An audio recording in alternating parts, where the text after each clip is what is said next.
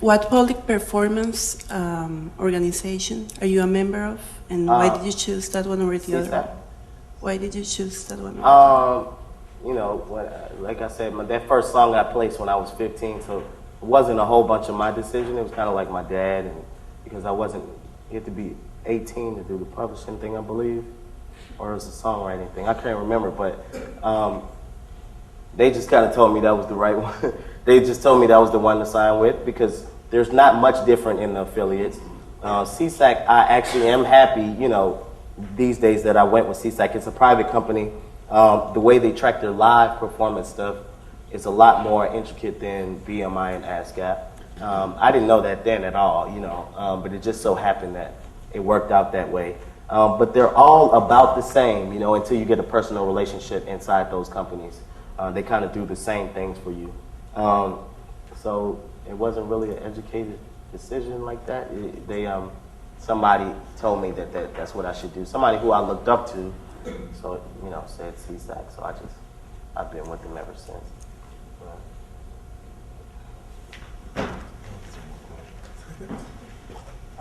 So is the PJ Morton band unsigned? Are you guys doing the indie thing, or are you? Well, that was just one record. I'm back solo again. I just did that. It was just kind of something I wanted to do. We may do another record as PJ Morton Band, but we actually did an indie deal with this company called Brass Music in Atlanta, and their distribution was through Atlantic, through ADA. So yeah. How do you, I mean, did you do any of the marketing for it or anything like that, or did you just outsource all that stuff, or was it? Yeah, we did. We did some outsourcing. A lot of it was just super grassroots.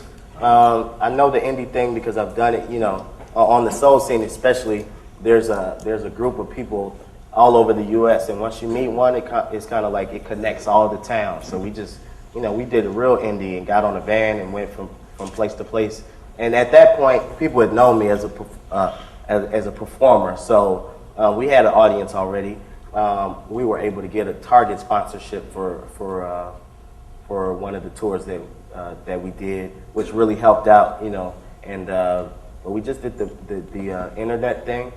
No radio, no TV, because radio it can be really expensive. And it can really not help. You know, you just got to know when to use it and how to use it, because you can spend $25,000 really quick and not really see anything happen. You know, and TV's even worse. So yeah, the marketing was real internet based and kind of street team type stuff for that record specifically. Yeah. When is the best time for a songwriter to hire a publisher? Is it best when you just have too many songs and not enough time to shop them, or? Yeah, well, you mean a publishing company, not the affiliate. Right. SESAC, ASCAP, BMI, you should do that immediately. Yeah. You should do that.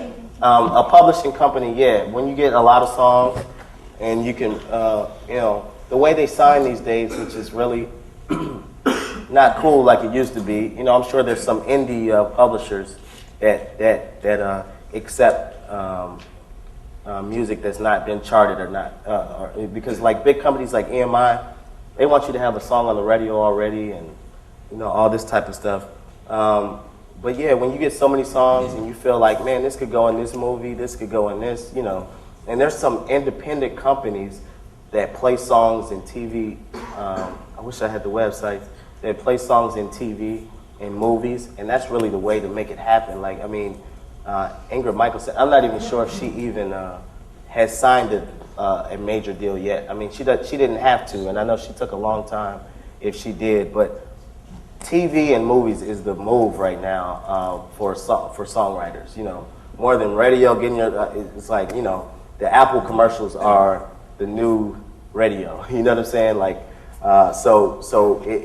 that's really important if you can get with those, and usually they're not, they don't care where you come from and they don't care what you've done. It's just like a good song is a good song. So that's who I would reach out to, you know what I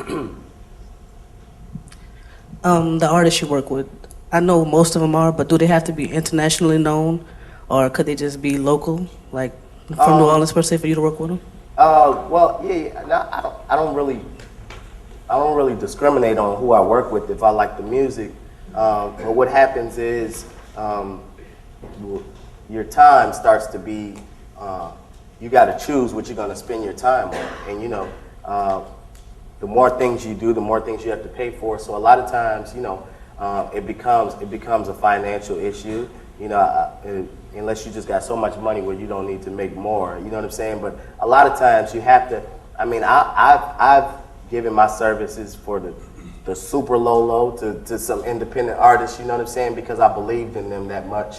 But it really has to be about the music at that point. Because you know, if there's no if it's not a smart decision financially, then it's like I really have to just believe in it. You know. But it can't be both. It can't be bad and, you know,